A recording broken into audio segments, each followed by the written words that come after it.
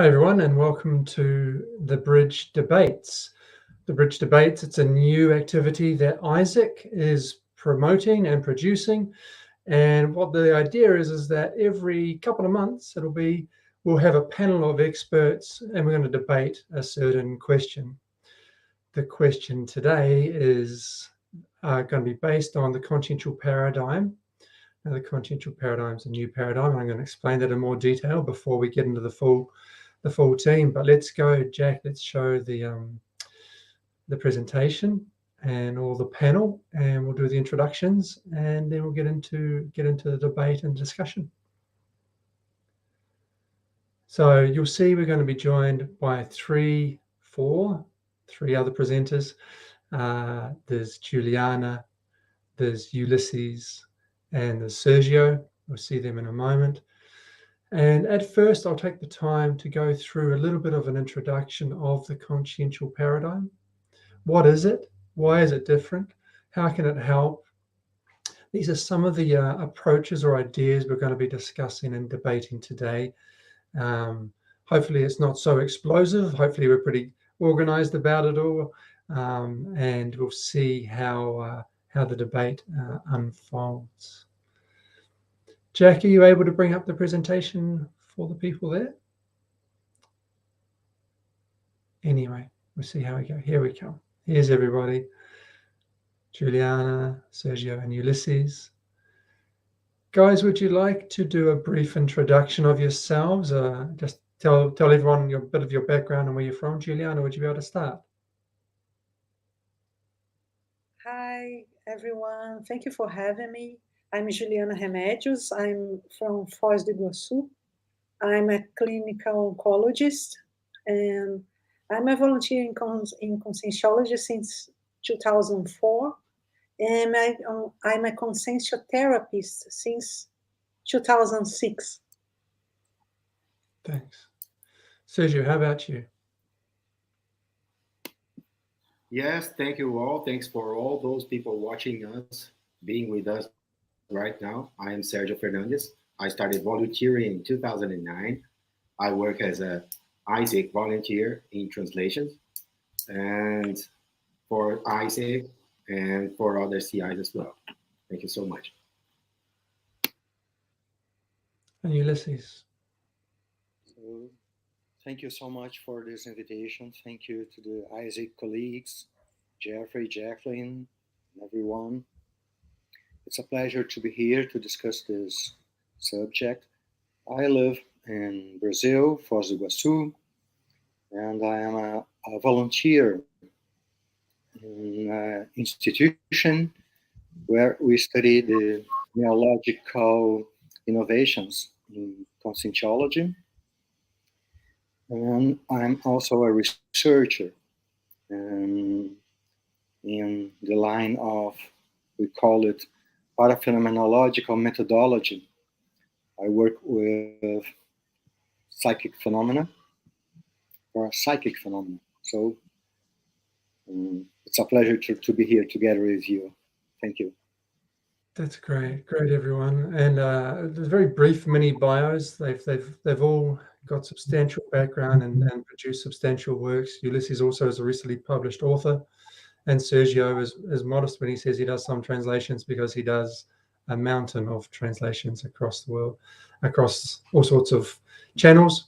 And Juliana is a really experienced conscientiotherapist as well, which is sort of one of the leading edge practices and an area which produces a lot of techniques and methods, novel techniques and approaches for consciousness to maintain their balance and regain their balance and evolve.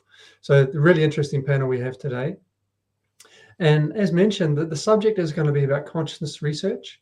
So the consciential paradigm primarily, and how that relates to consciousness research. The approach is a little bit different, and you'll see the consciential paradigm is based on a number of different kind of pillars, I suppose we could say. There's a number of major key factors in there. And some of them include, we're going to show you on a slide in a moment, just jump forward a few slides there. Thanks, team. And One moment. There we go.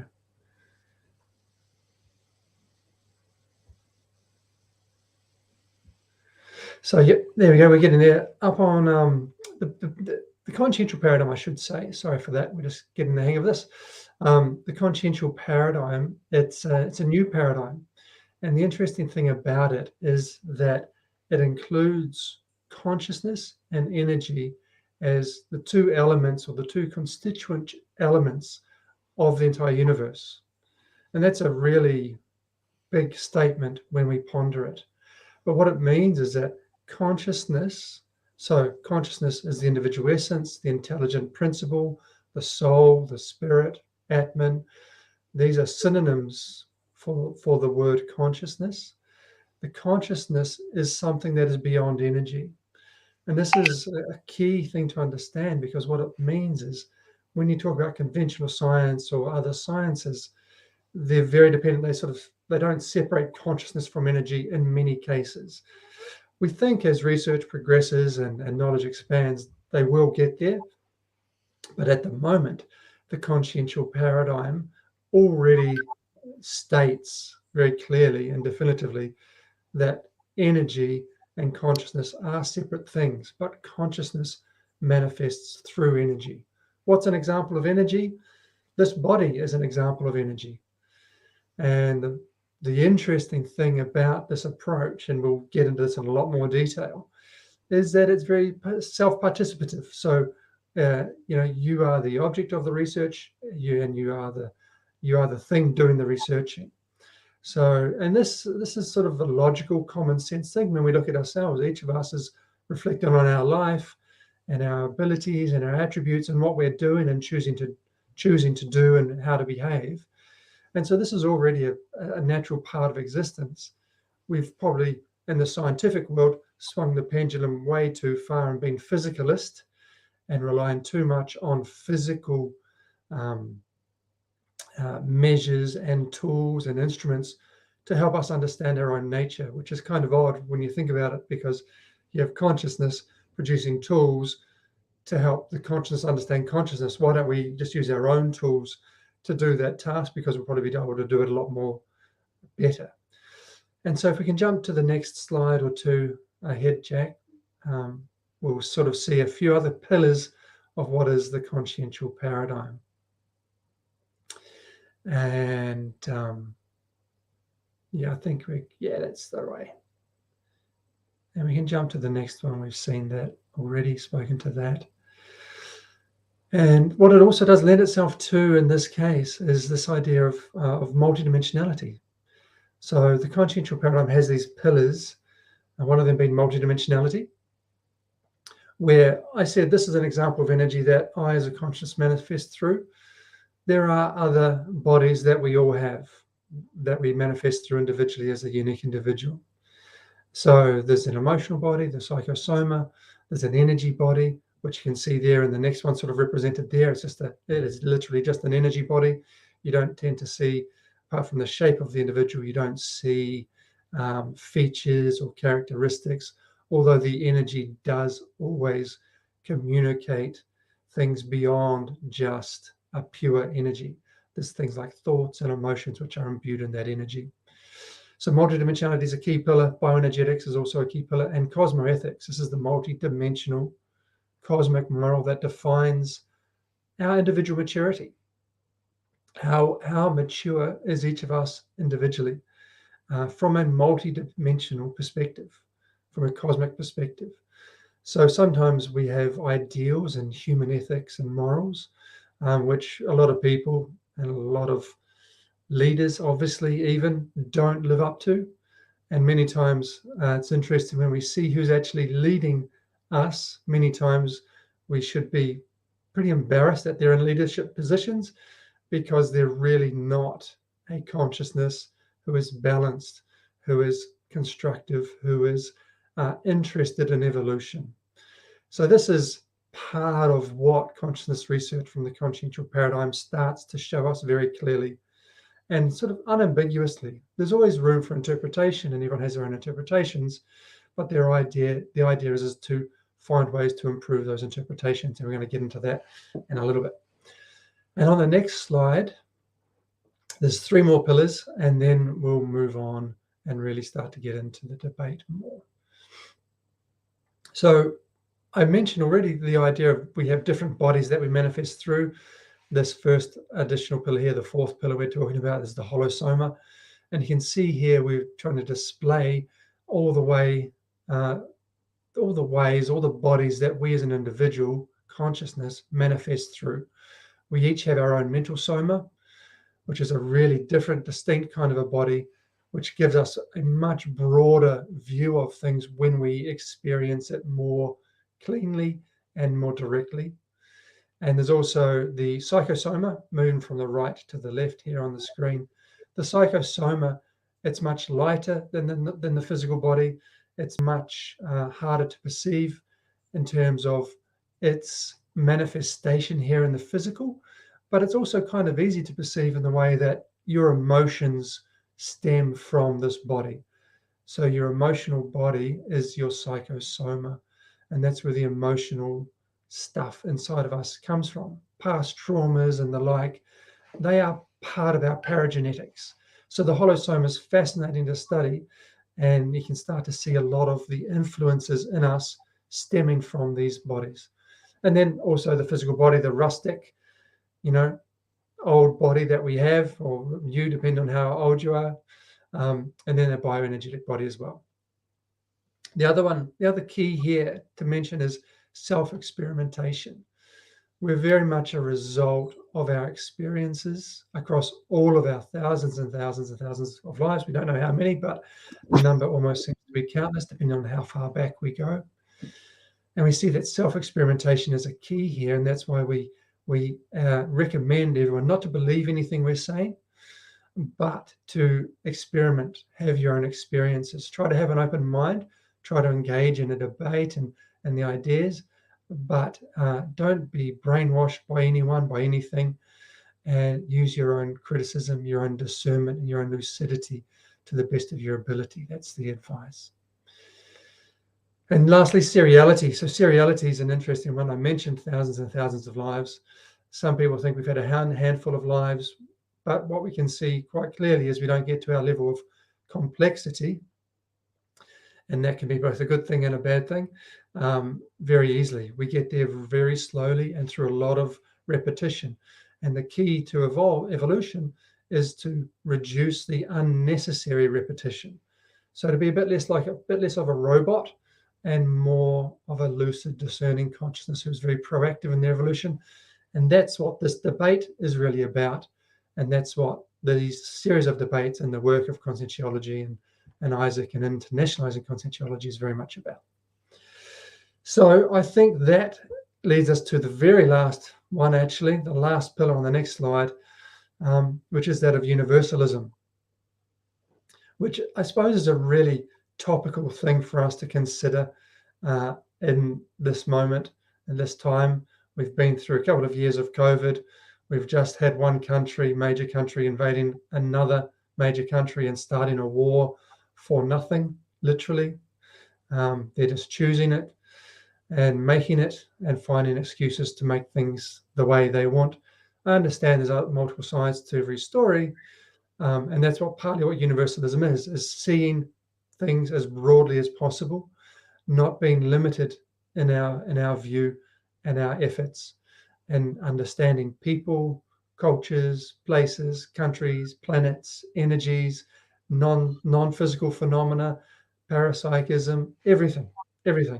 So this is the challenge. This is the big key which we see we lack a lot of on this planet, a lack of respect for other people and the evolution and the process of other people.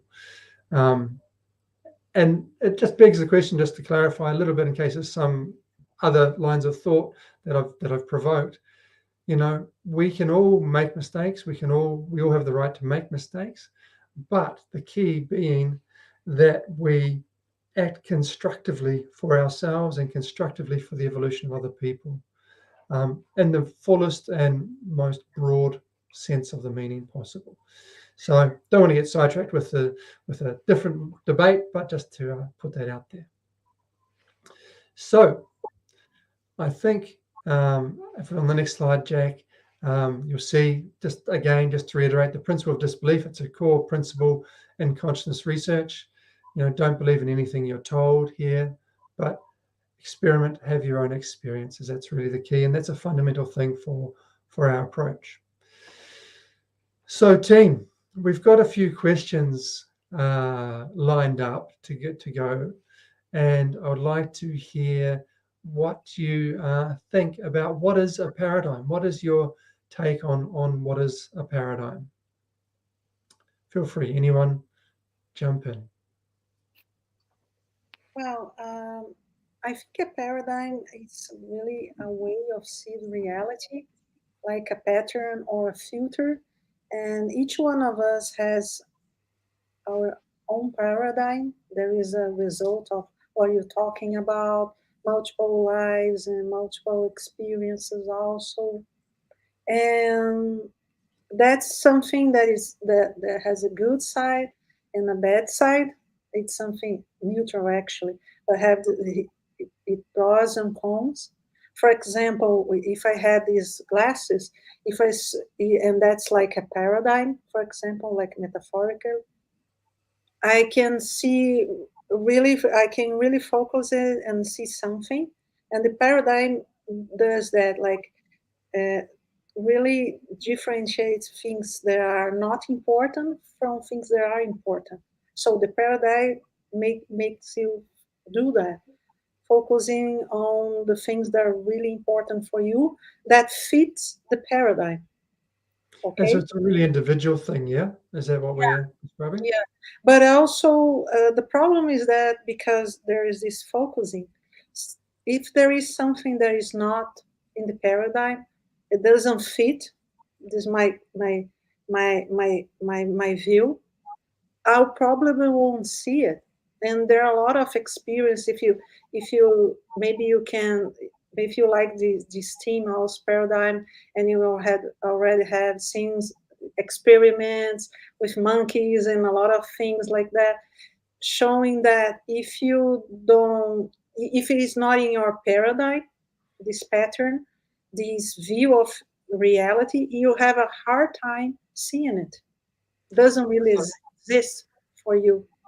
So it's like So, a customized, it's your personal customized view of the world. exactly. Part of your paradigm could be shared with other groups. So, uh,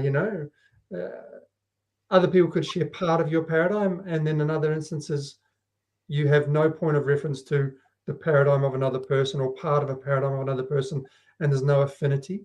Is that fair to say? I think that because we live at the same time here, for example, like the humanity here, and you have the same principles. For example, let's call it intraphysical paradigm, okay, in general. Could be have different aspect, but let's call it that. For most people, their paradigms, for example, the projection doesn't exist. Mm-hmm. Because one important thing about paradigms is that the paradigms has laws, and the laws, the most important thing about that, they say what is possible and what is not possible. So in the intraphysical paradigm in general, the extraphysical experience, your soul, your psychosoma, your spirit leaving your body is not possible. Okay, there is this law. So most people have a hard time to understand what is happening to them. If it's not possible, maybe it was an hallucination, maybe it was, so the paradigm has this limitation effect. And again, it's not a bad thing. It's something that is necessary, but it has these two sides. Mm-hmm. And that's pretty much it. And the problem is that the paradigm itself not just our paradigm, but the scientific paradigm, the technology paradigm, the religion paradigm, they tend to stay the same until something happens that doesn't fit this paradigm anymore. Oh, something happened to me, or that is not explained by this paradigm anymore. So I go through it. But also not just the personal paradigm. For example, in technology, we see a lot of upgrades in paradigm all the time. For example, if you watch a movie, I don't know, 2001, the Space Odyssey. Maybe some of you watched this movie. It's a classic one, actually.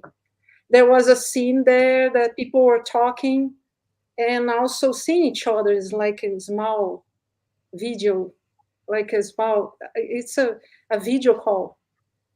And I remember that I thought, can you believe that? Maybe in the future we'll have something like that. Oh, no, we won't be able to see that in this life. And nowadays, everybody has a mobile phone that has a video. They can do the video conference and see each other far from each other. And that's a paradigm changing in technology, you know? It's interesting, right? Like we tend, as humanity, we tend to underestimate how far we'll go in the long term, how great the changes will be, and we tend to overestimate in general how quickly they'll come. So in the short term, we tend to overestimate, in the long term, we tend to underestimate. Ulysses and Sergio, I'm interested to see what you think and about Juliana's ideas and thoughts and other observations you'd like to make there. Yes, Juliana's vision is quite solid, and it points out what she said. She mentioned, she used the term intraphysical paradigm, but I would say that it makes part of the universal human paradigm that encompasses common sense, this way of thinking about things. Take an example, like things that the majority thought that never would be possible, and then happened. The very own definition of a utopia, something that will never happen, that's only in your imagination. And it's already registered in dictionaries. Utopia, something that cannot be. And what do we see in practice? Women will never vote. It's an utopia. No, we will never go to the moon. It's an utopia. And so on and so forth, So it's very solid, practical, empirical evidence she's bringing on, Not only this, but it encompasses more than the ordinary common sense, For example, about leadership skills. You mentioned some moments ago that some people are in positions of power and you see that they are not up to the task. So they are not really leaders. If you lead someone, you are bringing something of the future close to you. So they are only empowered, but they are not real leaders, And some of that you see in many cases like that about leadership skills and innovations, and they try to predict the future based on past evidence, or create a vision, or producing a consensus and making feasible promises that can be counted on to keep, and they are always reacting from the past. Whilst when you see that the real breakthrough leaders, they declare the future based on no evidence. They create something, they take a stand, they fulfill realms of possibility, and they act from the something future. More aspirational. They bring future closer, So that's really useful to think about it. It's really productive. It's really, it makes us think. Ulysses, what thoughts do you have about the discussion until now? Well, if we are going to talk about consciousness research, that's a fundamental point. Essentially, paradigm, I see that it is our way of understanding the world based on solid categories, especially for us to produce knowledge. You see, not only for us to understand, but also for us to communicate scientific results and to communicate our point of views. Especially, I'd like to highlight the production of knowledge. You see, if we are going to talk about consciousness, this is a very important issue. I didn't catch it. The what of knowledge, Ulysses? What, please? Yeah, I didn't catch what you said at the very. I said to produce knowledge. Produce knowledge. Produce was the word I missed. Thank you. Okay. Yeah, and that's our challenge, right? And I guess a part of what I want to bring up already is this development. So, Sergio, you brought the idea of and I think we've all touched on it a bit, the idea of the past influencing the present, and whether we're really free from things we did in the past that might, if we do it again now, might be a mistake. We might be repeating unnecessarily. We might take ourselves and perhaps a group, if we have responsibility for a broader group, in an undesirable direction. So what do you think about this idea of these influences of our paradigms, or the construction of our paradigms over a very long period of time? And let's just go a little bit deeper in the positive and negative influences that they can have on us here and now, if you could bring some ideas or examples around that.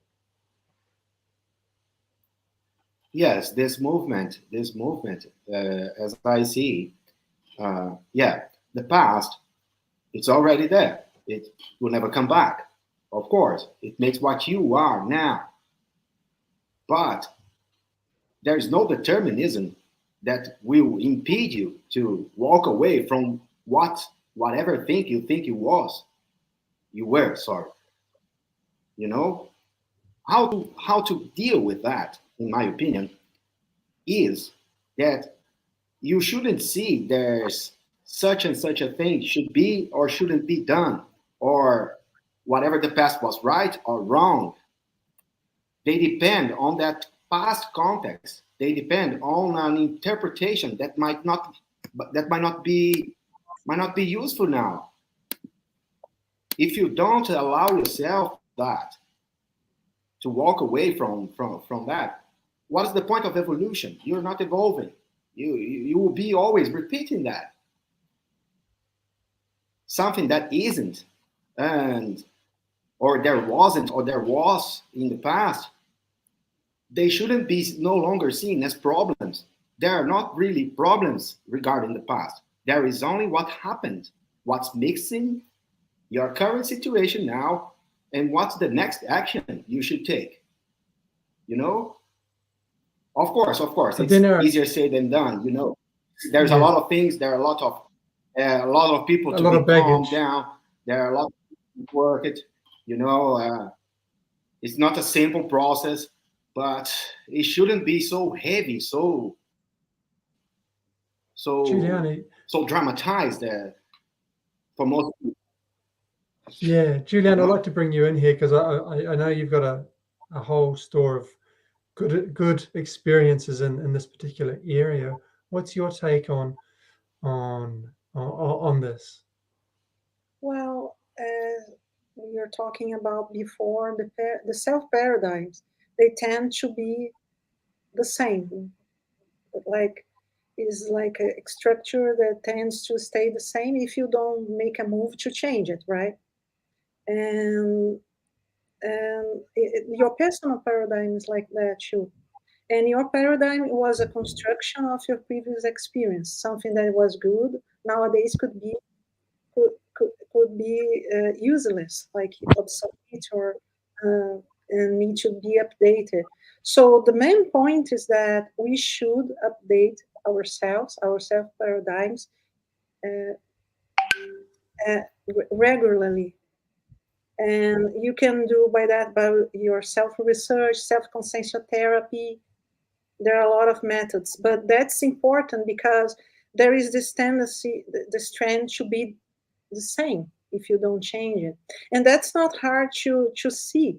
If you start to analyze, to reflect about your own thoughts, your own beliefs, it won't take you long to discover some that is totally out of context, and maybe it's holding you back even.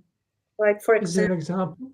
Mm-hmm. yeah, for example, I have in my personal case, I have a strong influence of the religious of religions, Catholicism mainly. And in this life, and also as far as I could uh, remember, and a previous life too. So there is this way of seeing things, seeing reality. There is characteristic of religion. For example, if you did something wrong, you should pay, and you should, maybe you should even inflict yourself a punishment and suffering. And suffering is really important in religion. Do you understand what I'm saying? It's not like a strange concept, right? Yeah. Like maybe there's some things Yeah, like a even in church, there are a lot of mechanisms to do that. You must confess, you do penitences and things like that, and pay for your sins, right? yeah. So I thought, okay, but in this life, I'm not religious, and I'm totally free of that. And then I start to analyze how I deal with my mistakes. And the first thing that I did was like I felt really bad about me, a lot of guilt that is related with also that. But I also have this belief, a strong belief actually, that if I did something wrong, I should suffer. And I then I keep myself like think about my mistake with a lot of pity about myself and what I did that and and inflicted a lot of suffering. And they Actually, deserve punishment, right? Like you deserve punishment, or we punishment. should be Yeah, perfect. I should not get these for example like this promotion because I did something bad. I know that sounds crazy, but I defy you to start to analyze your own beliefs, and you see that there is like this crazy stuff that when you really write it Yes, down, there is. it's There totally. is. Yeah, exactly. And then I start to see Yeah. that I really couldn't deal with my mistakes in a cosmoetical way. It was a totally a news. It was a total. How can I say that? Waste of time, energy, everything. Because I was like, oh, punishing myself. I'm so stupid. How I did that again? But I didn't try to fix my mistake. Never crossed my mind. I mean, really fix Mm-hmm. it, or never made a plan about, oh, I did that this time, but I won't do it again. You know what I mean? It's kind of So like the stuff we're addicted to in terms yeah, of our habits and our make, automated way of thinking and responding and yeah. being. And so this kind of belief, it was a totally limitant belief, Mm-hmm. and has to be with, in my case, of course, you need to research your own beliefs and this loss of your paradigm. That it was a way of see a mistake, a way of see reality that is so totally old-fashioned, obsolete, anachronic. And And not useful. but Like if they don't get the consciousness about that and try yeah, to change, do you understand that maybe next life will be doing the same? yeah. It's like we often do things. I mean, a lot of life is about feeling like we belong and feeling like there's meaning in our life. And so when you have groups saying, well, here's a set of ideas that talk about meaning in life, and if you follow these rules and these behaviors and act in this way, you belong, right? So whether it's gangs or tribes or religions, or it's a sense of belonging. Like we don't want to feel like we're isolated or alone in general. But that makes us very submissive and very ultimately repressed, and our scope of manifestation really limited. Exactly. Another one that I had was like about money. And I always thought, oh, you know what? There is no easy money. If you get money really easy, it's not worth it. It's not good.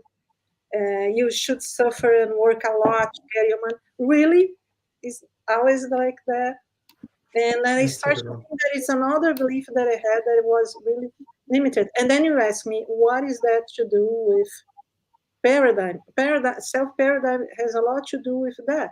The laws that you create, but the laws that limited your vision of life, how you see things. And there are a lot of, I think I can say that a lot of us need a really serious update in our self paradigm. Because as I said at the beginning, the paradigm tends to be the same. If you don't change, and you don't force you to change, like do a confrontation, self-confrontation, maybe in next life you'll be thinking like that again. And one thing that doesn't help it usually, because your family is thinks the same way, because as you said, you're in the same group. So that's really fascinating, and but also challenging, but I think it's really interesting. Mm. Ulysses and Sergio, thoughts on that? Well, if I consider my personal possibilities, I'd like to think in a more radical way. You see, I think it's very important for us to have courage to change and to develop critical thinking, but more than that, to assume new attitudes, especially if we consider the extra physical reality. But you see, I would say that if I consider myself, if I consider other people, of course, I'd like to be more soft, to receive, to understand, to live friendly with other people. But for myself, I would really like to continuously look for more radical changes, to adapt myself to new realities. And that's the way I see.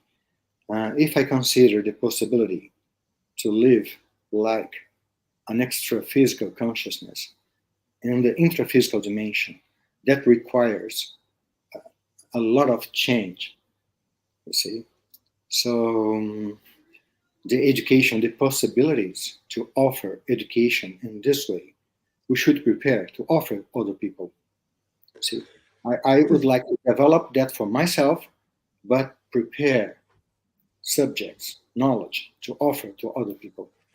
Exactly. And other people who are interested and are looking for and want that stuff. So just to be clear, like we're not proposing people who aren't ready or prepared or wanting this change and growth and evolution and development. We're not proposing this for everyone, are we, or are we not? I start off by stating something, and then I thought I should really make that a question. So I tried to then make it a question. So I suppose what we should say is that it's an intimate drive. It's an internal need that an individual consciousness has, and that really can't be extrapolated to other people, right? Like it's each one has to have that inside themselves. Each individual has to realize they're their own problem, but they're their own solution, and then go about trying to work out, well, what is the solution for me? You mean about changing your paradigm? Yes. Yeah. Well, I think that's about everything. where conscientiology. I could summarize that in the term awareness. Awareness. How much people are aware? Because the very beginning, the cornerstone, the crucible of everything regarding self-research is awareness. How much are they awareness? And of course, we cannot push anything onto anyone. And this kind of view, it transcends the the traditional psychological system of cause and effect. You know, when you really get into it and do the self-research seriously, you are entering the ontological system of commitment. You know, ontological, I mean, regarding your very own being, your very own consciousness, you know? And that's when you really start moving on away from what you think you were and walking towards what you can be in presence, you know? Juliana. I think that that's why it's so important to have found the consciential paradigm in this life, because you can see, like, you can see the consciential paradigm as a big challenge, a really advanced group of principles and laws, as you said. And then I'm here alone trying to change and seeing a little bit of this, a little bit of that. Oh, I learn about my mistakes and this and that. But then when I have a model like the consciential paradigm that challenges me, and I have to do a lot of struggle, as Ulysses said, a lot of effort to really grow on that, to change. That helps a lot. And for example, maybe I could go on this life without even realizing about the energies of the vibrational state or the holosomatic health. But then there are already these concepts there, right? Of course, you need to develop this concept even more, research more, but there is a solid base there. And then I can see, okay, I have this idea about my mistakes that I need to suffer, for example. But what does the consciential paradigm say about mistakes? How I deal with that? For example, by the consciential, from the consciential paradigm view, guilt is totally useless if you're going to think about it. You think that you stuck it there, you don't do anything, you like hurt yourself, Victimize. with self intrusion and possible intrusions in general, and you are not even helping your victims. Let's put it that way. So what is it about? Of course, there is like physiology and it's emotion or sentiment, and we were not discussing that.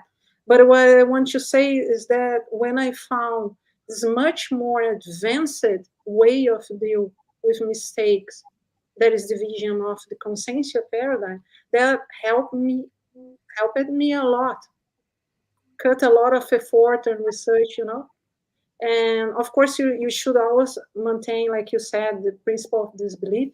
Does this make sense? It's good for me. I can apply that in my daily basis in my life. And so that's why I think this life is so unique and such opportunity, because the consciential paradigm really upgrades your self paradigm. If you can do this upgrading, it really changes your level and everything. Talking about evolution. Yeah, that's interesting, Juliana. I'm wondering, and it touches on how one of the other questions we had prepared. What sort of things can a person do to introduce the consciential paradigm into their life? You've sort of touched on a few, but I'd just like to make it open to everyone else as well and see what other ideas we have and can share.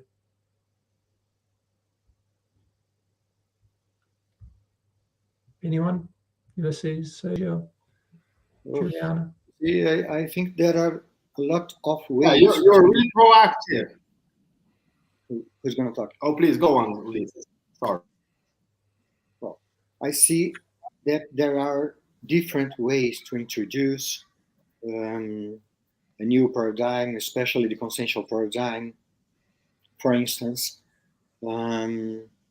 if anyone decides to help other people a lot, that should be a way. If you may read books, you may discover and use your extra physical energies, consciential energies.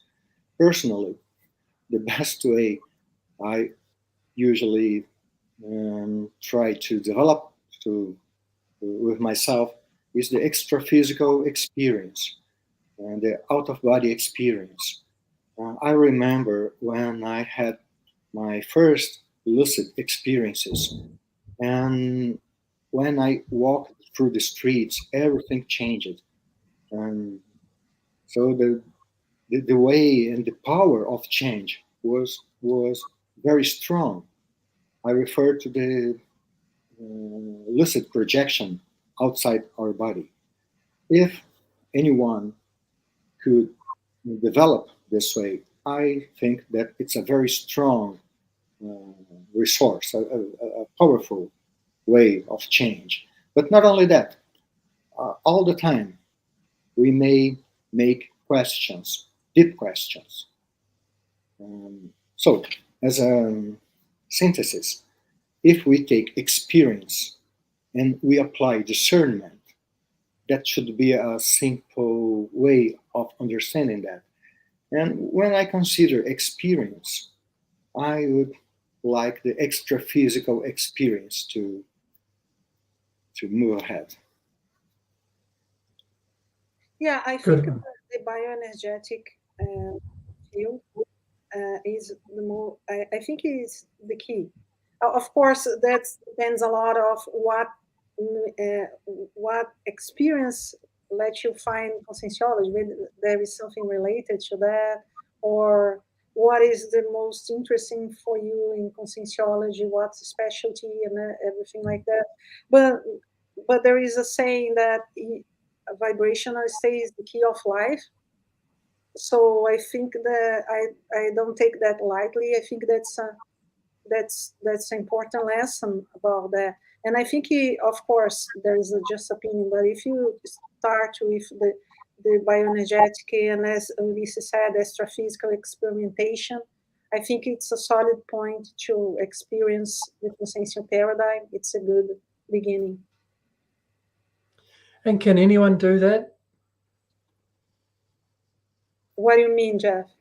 Can anyone move energies, start to do things? Yeah, of course. That's like, actually, that's another belief that some people have, like, oh, that's just for the chosen ones, or the one that are mediums, or oh, the special people there. No, it's if you have the four bodies that we all have, right? If you have an energetic body, and if you had a will, you try and you're going to make it. Of course, like, for example, if I go to the gym with you and you're not fit than me, probably you will get results first, or you already doing it for years and I'm starting now. Maybe I don't know. It's not really a rule, because we have previous lives also to consider. But there is something that is mostly related to training and insisting and applying, because I see a lot of people saying, oh, I fail. No, you didn't fail, you just gave up. That's the difference. And you're usually still learning, yeah. And so if you're in this dimension, you can do it. You can leave your body totally lucid, have an out-of-body experience, as they call, or feel the energies. It's just a matter of time and effort also. Yeah. And it's worth noting, we're all learning. Everyone on the planet is still learning. There's no one who's at the end who has got everything organized and completely, everyone who's still having physical lives and so on is still learning. And it's interesting to note Lygia's comment here that's on the screen, about making adjustments. And that could be before you get more engaged with the consciential paradigm. There might be some initial things you need to work on. But aligning ourselves with the consciential paradigm, it's more of I see it as more of a predominance of the influence of the philosophies and the techniques and the methods of the consciential paradigm in your life than it is necessarily like a anything else. So your other paradigms, your other thoughts still exist, but the point is the size and the influence of them perhaps diminishes in relation, liberating yourselves in a constructive way. Ulysses, what do you think? That observation, I would like to make a new question. That is, if the consciential paradigm could be my personal paradigm, my self paradigm. You see, if both could be the same. What do you think? I have a view, but please, Juliana, Sergio, what's your thoughts? Again, what comes to my mind is the level of awareness, of how much have you expanded your awareness towards this self-research that you are doing. Because the change you want can be on many levels. You can focus on changing what you are doing, but have you really changed how you are being? So in this case, you don't need to only change yourself. You have to change the context you are acting to, you know? Yeah. This is the and also we're a bit of an onion, aren't we? This is transformation. It's no longer a change, it's transformation. So my possible answer was, what's your level of awareness? At how level? At which level do you want to align, so to speak, your paradigm or your vision of world, and to conform yourself with reality, you know? Juliana, what's your view on that? Sorry, I didn't get the first time the question cut it a little, sorry. Ulysses, and correct me if I'm wrong, but Ulysses was asking, can we ultimately sort of end up with just one paradigm inside of ourselves? Is that representative of what you were getting at, Ulysses? You mean living the consciential paradigm yeah, in a more pure sense, I suppose. If the consciential paradigm could be your personal, your self paradigm. Yeah, that's the main point. That's the main goal. I hope so. If we think in this way, adjustments and adaptations, learnings, that should be all together. All together, exactly. Yeah, that's the idea. Yeah. And is that practical to achieve in one life, do you think? Or is that something that would take multiple lives of effort to achieve? The easier response is probably multiple lives, but then you must ask yourself, who are you really? Maybe you already have a few, at least a few intermissive courses, and not really your first time. I remember once that Professor Valdo Vieira asked, have you ever thought if you were like an unintruded person, like I forgot the term now. Permanent free or deperto? Exactly. And before. Maybe. Julian, I think there is another key point. When you discovered that you will never die. Yeah. You see? Yeah. That changes everything. Exactly. At this point is the starting point, the self-knowledge, the self-awareness for you to introduce in yourself the consciential paradigm. Greater self-responsibility. Will not here. You will not die. See? Exactly.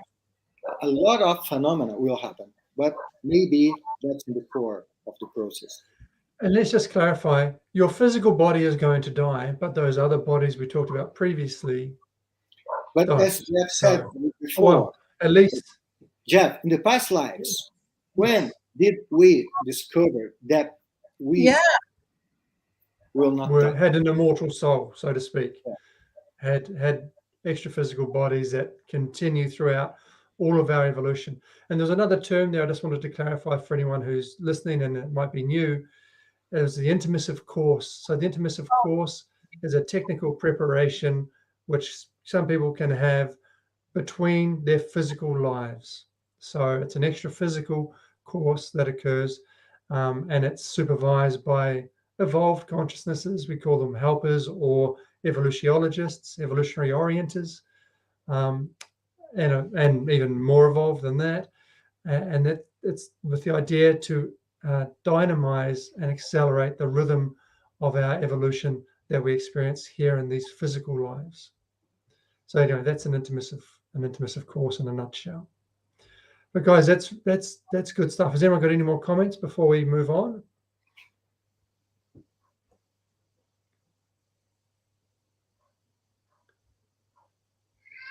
What do we think about this comment from Liliana? Any opinions there you'd like to share?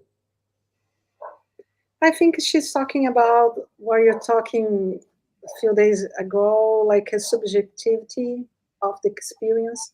Of course, everything that we experience can be contested or could put some doubts about your experience, and you yourself could have different hypotheses to explain that. But there is a point that you should also assume, I must say. Yes, a self-responsibility, right? Yeah, or your feeling, or your experience. For example, here, as you said, the extra-physical experience. That's a level of self. That's really your truth. That's what I want to mean. That's something that you are sure about, and that's also something that you can like take it lightly. Oh no, maybe I was just confused. No, you must be sure about your experience. As Ulysses were talking about, everything you should take it in a hypothesis experiment. But that has both sides, that you don't be sure, absolutely sure about anything, maybe when you're researching, but also you should take it seriously and research your own experience. And also re-verify your prior interpretations of your experiences, and even if it's a new experience. But there's a lot of self-trust required, because and also if you're putting other people's opinions above your own interpretation of your experiences, you're kind of setting yourself up to put yourself in a hole, right? And that's not the consciential paradigm, actually, because consciential paradigm, one of the laws, one of the principles, is that you should do it by yourself. It's like self-experimentation, self-research. Yep. So that's the main point.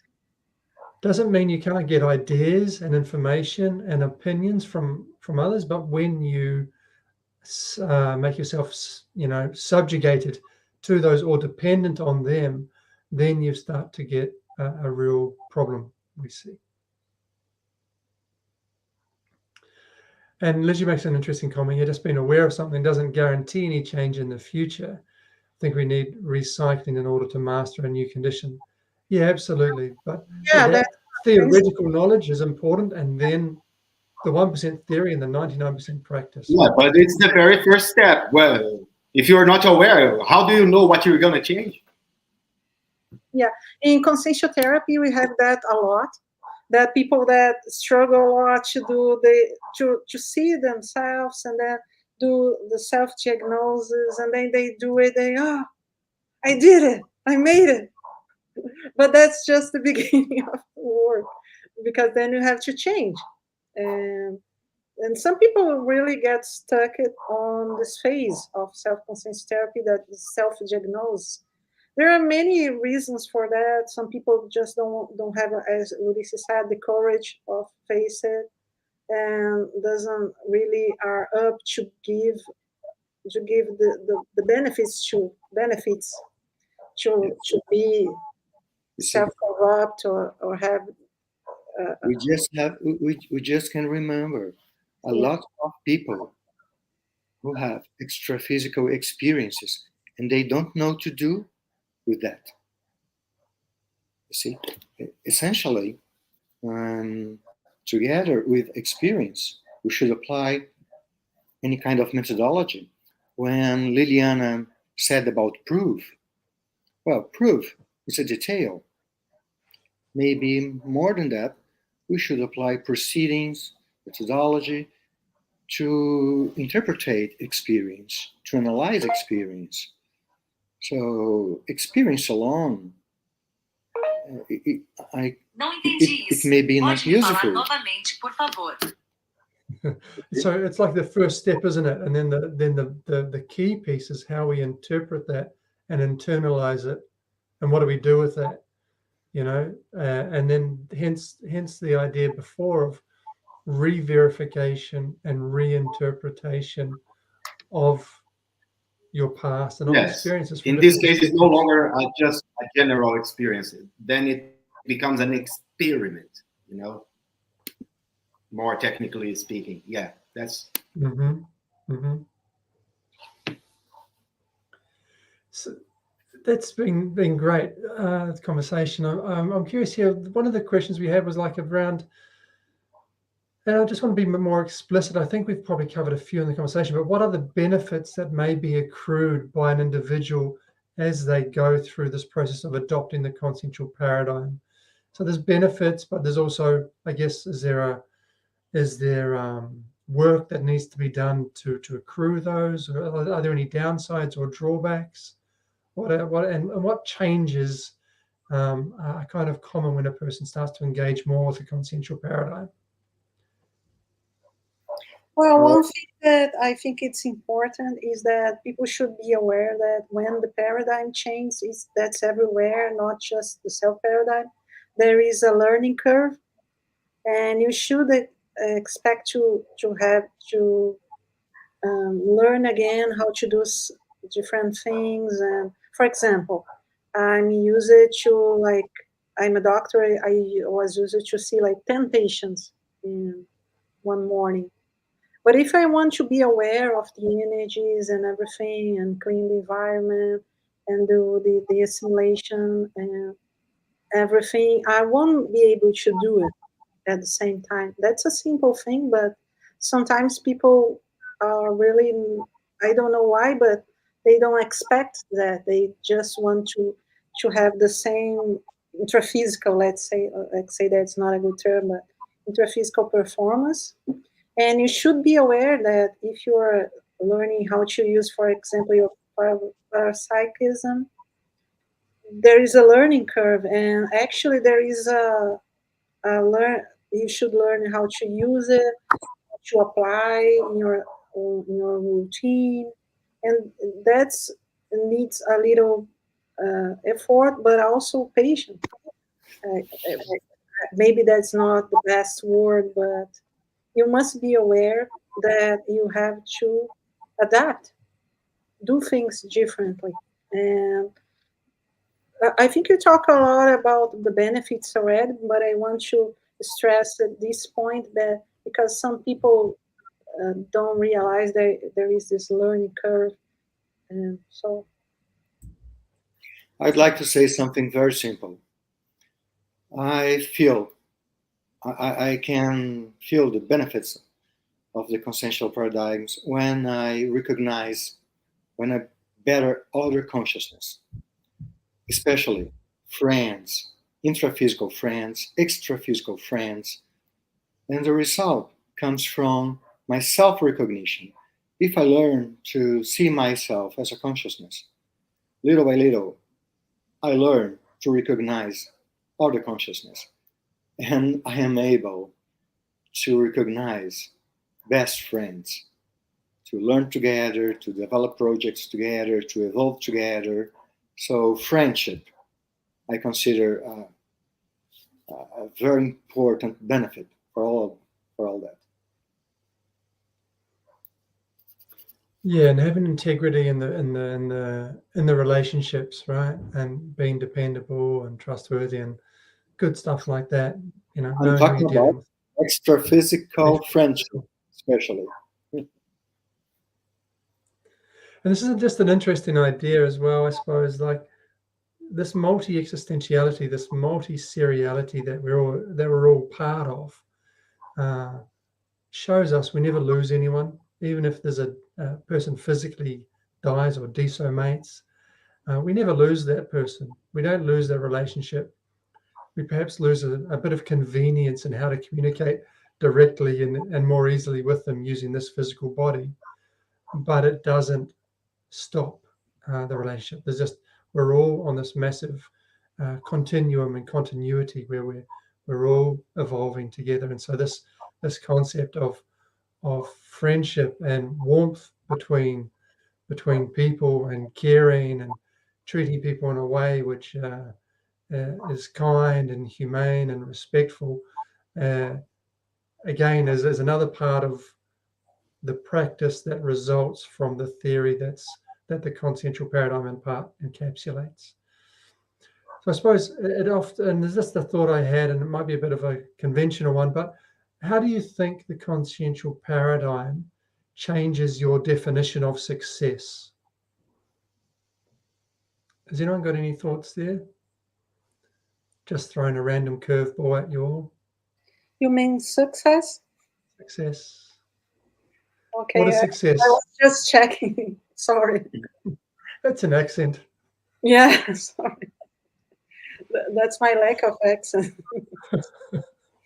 Well, do you know, that's something really that, for example, what is success in this life?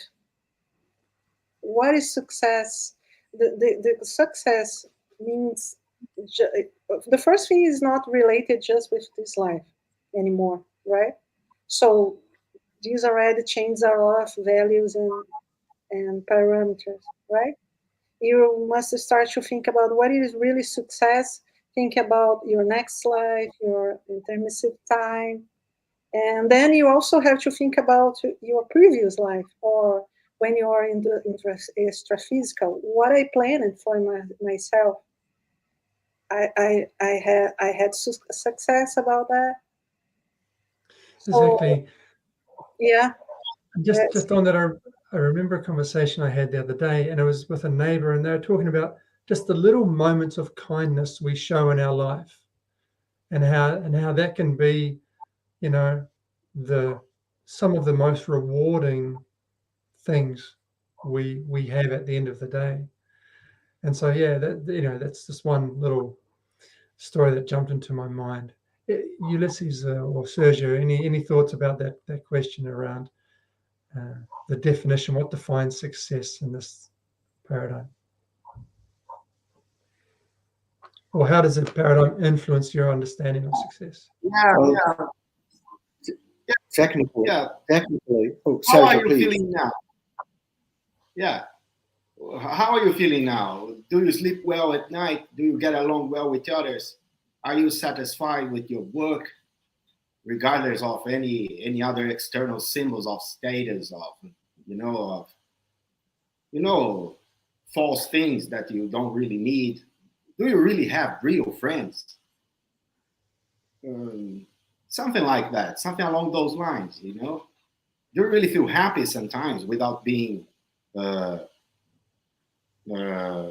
unpleasant to others, Are you producing something, leaving something here, so when you get back here in the future, you have the anchor to tie the ends and make everything, and everything will make sense again. This kind of thing, Ulysses, what's your something take? along those lines. Each person is very different, so there's not a one and only answer to that. You have to do your part for yourself, Again, you have to include that on your self-research and see your process, understand yourself better, and allow others to do the same. Okay, technically, I like to use two parameters, cosmoetics and lucidity. Cosmoetics, I mean that in general life, in daily life, if I can analyze and observe the consequences of everything that happens, of my actions, the results, the consequences, I should consider like a cosmoetical reference. So I think that's very important. And another one is my self-lucidity. If my way of life is helping my self-lucidity, I consider that something good and something that I can share in terms of consciential paradigm. But if I should recommend to other people to analyze the cosmoethical results of your actions, of your way of life, I think that's very, very important. And it's hard, it's difficult to me to imagine something more important than that. Interesting. Great. Guys, I'm also curious is what attributes or characteristics or values would help a person to transition to engaging more with the consciential paradigm or implementing it more or manifesting it more in their day-to-day life? What attributes, characteristics, or values do you see as being really key to helping in that process? I think the one main point to upgrade to consciential paradigm is that you should be open to the new and also be up to experiment and, and test yourself and defy yourself and challenge yourself. So that value about the, the liking of the new, I think it's a main point.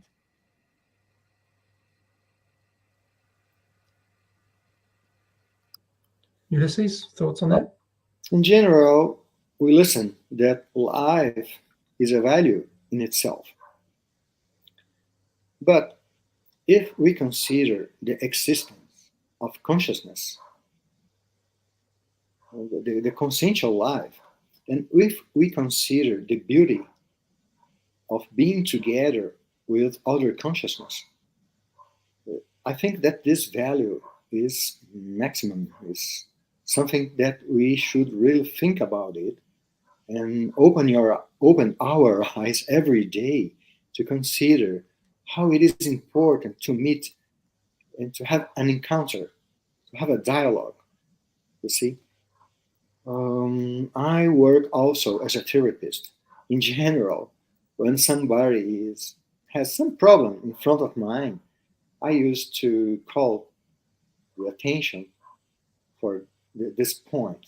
You see, to look to simple things in our lives, and especially the opportunity of being together with another one, with another person, another consciousness.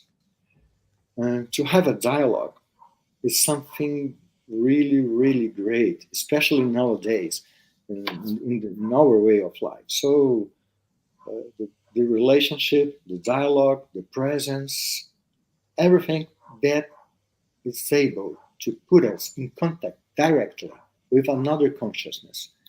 I think that this whole thing is a great value. It's in general we may put those conceptions in the whole frame of subjectivity. Maybe it should be different from objectivity. You see, I like a lot the philosophy of Martin Buber. I don't know if you know this book that he wrote, I and Thou, and he speaks about this kind of relationship between you and another consciousness, another person. That's for me a special value, and we may make that value grow in our lives if we give more importance to that day after day. See, it's a kind of decision from myself really to look for that. You see, to consider this point, because that is around us all the time. We just have to open our eyes and our perceptions and give value to that.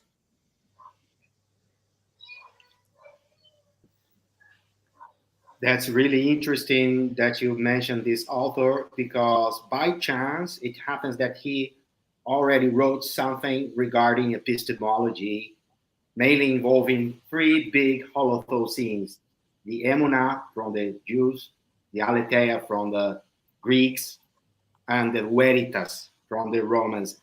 And each one of them, they are epistemological ways of viewing reality, or in other words, they are paradigms. And each one of them has something to offer to us here in this review we are talking about. And it also includes somehow what you said about the presence, about the dialogue, about this very act of bringing those ideas together, of opening that, or acknowledging other paradigms, acknowledging other point of views, and allowing ourselves to move on, but without turning our back or being unkind to others. Very well put. Great author. Yes, parapsychism, it's a tool especially made for this way of life, for us to be in contact, to live together with other consciousness.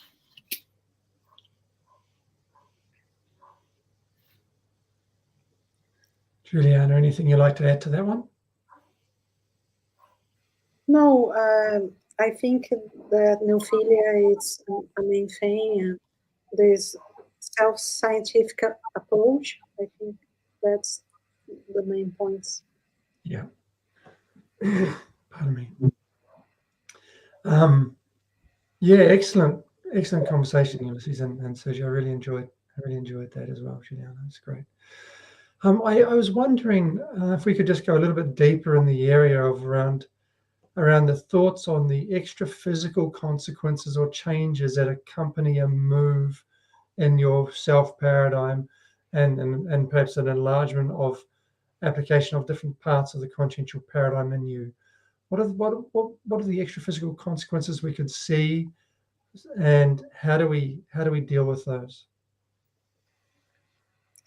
I think that, as Ulysses said, when you start to use the parapsychism, you are aware of a new reality that maybe you felt before the influence and the consequence, but you were not totally aware. And then you can change your position by this group. You are not more just a subordinate, I can say. Maybe that's the idea, that you are subordinate to them, to the influence. And then you can be a leader. Doing the intrusion, the clarification, and but mainly being an example for the your extra-physical group. Can you So, explain a little bit around the extra-physical intrusion and de-intrusion? Just talk a little bit around that to help clarify what that entails and how it works. well, let's say that you're changing and doing the recycling and changing yourself, improving yourself. Then your position by this group, that your extra physical group, this consciousness, they are following you or are with you at some point, or, or most of your life, maybe that varies. Then if you start to improve, you can also help them, right? And even when they are like intruding you, they are harming you, or they are against you, or maybe unconscious is harming you, even when it's unconscious, you can do the intrusion by your energies, by your example, by Your positioning? yes, your positioning and the clarifying task and everything like that. So you are not just a victim anymore, or someone that is blind for this reality, that you really can do anything if you don't know that it exists, right? You're not blind anymore. Then you can actively be change the places, and you can be um, a helper, really, an interphysical helper, helping these people that, I say people, but it's the extra physical consciousness. They are with you or related with you. So that's the main change I see. You are not a victim anymore. You can be the solution, a helper. That's the main difference that I see when you apply your parapsychism, and you can be an assistant, and you can really take control of the situation. You don't need to be intruded anymore or a victim, all these uh, pathological influences. You can really turn the table, turn the point. And how about Ulysses? I think you might have a contribution here as well, but I wanted to say the word de-dramatization and de-dramatize in terms of in this process. Sometimes our emotions get activated and we get triggered in some way, and we can be provoked by the thoughts of other consciousnesses and so on. And so I just wanted to insert that word around de-dramatization, and always trying to keep a broader perspective on things as we go through this process. Yeah, one main point that I think people should do that, it's like, oh, there are intruders with me, that's terrible, I must get rid of them, and this kind of drama. Actually, one thing that I use should do that is just seeing the extraphysical intrusion as and extraphysical consciousness as people. Like they were here, now they are there. Here in this intraphysical, in this reality, I have people that are intruders too. And sometimes, even I used to be, not all the time, but in some kind of ways, an intruder too. You know, when I, for example, we were talking about before about guilty, and when I, for example, I try to make someone feel guilty about their mistakes, I'm being intruder too. So that's an important point. I don't I if you start to see things like that, the intrusion phenomena, I think that that helps a lot with this drama, and because it's mainly sometimes I see people that are really worried about the extraphysical intrusion. I'm not saying that you should not be worried, but then they live in such a conflicted environment, and it's their responsibility. Many times they could change things. So the intrusion is already here. Yeah, there's self-intrusion, and there's intrusion from other consciousnesses on us. And it's been that way forever. Like, sometimes you are driving and you are like arguing with the other driver and calling him names and sending him, of course, bad energies, and you are being intruded. So what about all this drama? I'm not saying, oh no, you should banalize that. You should not care about that. No, that's not what I'm saying. I'm just saying that it's not something out of this world. You know, it's here also. There's a lot of very practical examples. Yeah. Ulysses, please. I'd like to make a connection with our main subject, the consciential paradigm, maybe in a kind of perspective. Maybe in the future, we may have another new pillar. In general, I like to think about cosmo-conscientiality. So it should be the capacity of recognition of this cosmos made of consciousnesses. If we are able to perceive other consciousness, that's very important. That should encompass everything that Juliana said right now. I like to think about two categories of proceedings and to observe other people. For instance, I like to observe when other people think about me. And when this person develops a kind of relationship with me based on the things he thinks about me, it is completely different from other people that develops relationships with me, and I observe that this other person perceives me. It is very different from thinking about. If you think about another person, it is very different if you develop another kind of relationship based on your perceptions, not on your intellect.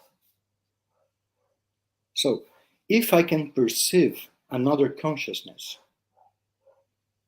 and take categories about this other consciousness and develop my relationship based on parapsychism, paraperception, it is very different from intellect.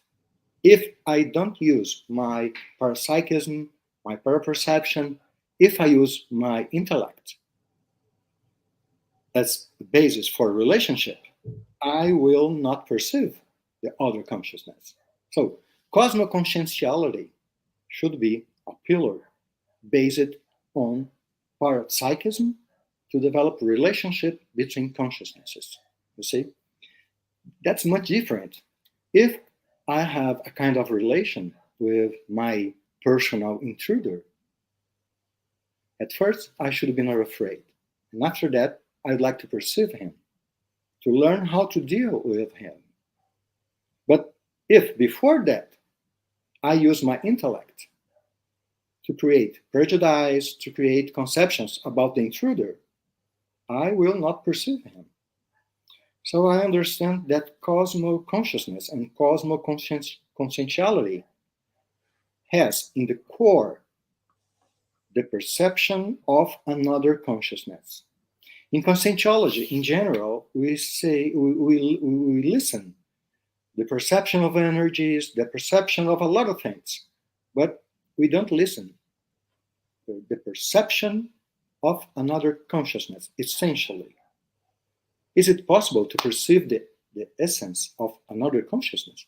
So that's a question. I consider that this is a possible way of thinking, and maybe that could lead us to a new pillar in terms of consciential paradigm in the future.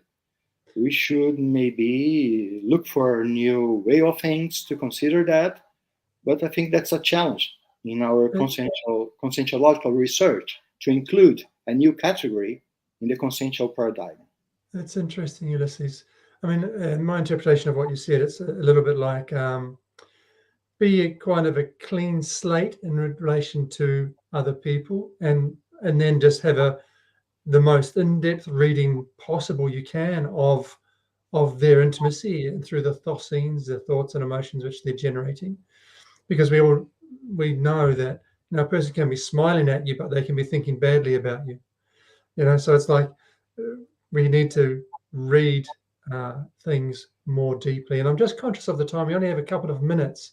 So I'd just like to go around and see, is there any last ideas or thoughts you guys would like to share on the topic of the consciential paradigm and consciousness research? We've only got maybe 30 seconds each before we have to wrap it up. Juliana, do you want to go first?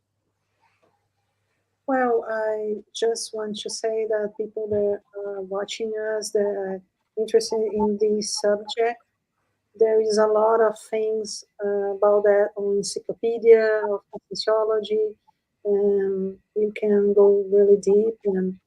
And I think one key point that I want to stress here is that you should always question your views of life, of things. That's really impossible. That's really not a problem. That's really wrong. And why? That's actually a principle, or it's a technique more like a principle of conscientiology. That's the omni-questionamento. Omni-questioning. Omni-questioning in English. That you should question everything and all yourself. Not like in a stupid way saying, "Oh no, nothing sure." No, you should have your own conviction, but also you should treat them as hypothesis, something that maybe you can find another idea that is more advanced. Interesting. Sergio, Ulysses, who would like to talk? Consciential paradigm, I see that it is something that we should consider it deeply all the time and investigate our understanding about that, and also if is there any chance for us to contribute with changes in this conception. I think that we may develop questions all the time about that. But mainly, we should consider this issue deeply and not like something that it is easy to understand or to apply. I consider it's not. And Sergio. Yes, I will just echo Juliana's opinion about the omni questioning, and also Ulysses. You know, Google has all the answers, but it will never teach you how to make any question. It's your personal responsibility as a self-researcher to make the right questions that fit you and your evolutionary moment, so you can go forward and solve your issues and reap the benefits for you and for everyone around you of the self-research. And so I suppose with that and the idea of, we choose where we point our evolutionary compass and what direction we go through self-responsibility and taking ownership of all of our experiments, experiences, interpretations, traumas, beliefs, understandings, new ideas, everything. Where you point yourselves in your evolution is really going to define what your future looks like and just how quickly we can accelerate, or you will accelerate in your own evolution. So, guys, I just want to say thank you very much for your presence today, your contributions, your mental somas, your efforts that you've made, and it's been wonderful. I did write a little thing here. What I say, remember, live, reinterpret, and re-verify your experiences in the most healthy way, constructive way you can. That's kind of a bit of a synopsis in simple words around some advice to leave you with. And just the last message, I think, on the next slide or two will be around the upcoming debates. Subscribe to the ISIC channel and you'll see what those are. The next one is going to be this one. It's going to be in Spanish. Sostenibilidad en el exterior. Forgive my Spanish accent. But then there'll be a mix of English and Spanish debates throughout the year. And so really feel free to join in. There's lots of other activities and a lot of sources now of information in English from the team that are involved in conscientiology and all the myriad of institutions and volunteers. And this looks like it'll be the next one in English. It's going to be on the 17th of July with an interesting panel there. So again, thank you very much, and all the best until next time. Thank you. Goodbye. Thank you. Thanks, everyone. Goodbye.